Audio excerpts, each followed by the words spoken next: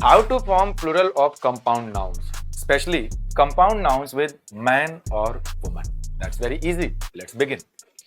Compound noun वो words होते हैं, ग्रुप ऑफ वर्ड्स होते हैं जिसमें दो या दो से ज्यादा वर्ड्स एक साथ आते हैं and they are treated as a single word. जैसे यहाँ लिखा है man hater and man teacher. तो ये कंपाउंड नाउन में मैन और वुमन पे ही बेस्ड बता रहा हूँ, यानी कि जिसमें मैन और वुमन लग करके कंपाउंड नाउन बनते हैं।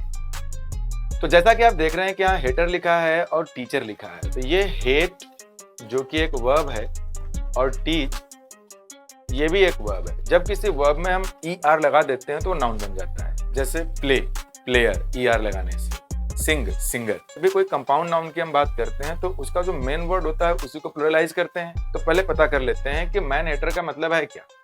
मैन हेटर का मतलब क्या है? एक आदमी जो नफरत करता है या फिर कोई ऐसा जो आदमियों से नफरत करता है।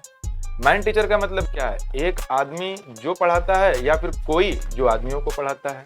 ये तो पता करना है। तो मैन हेटर का मतलब होता है वन हु हेट्स मैन, यानी कोई ऐसा जो आदमियों को नफरत करे। चूंकि ये नाउन इस वर्ब से बना है तो यहाँ समझ में आ रहा है कि कोई ऐसा जो आदमियों से नफरत करे, तो ये वाला जो मैन है ये ऑब्जेक्ट बन जा रहा है अगर वर्ब को फोकस करके करें तो।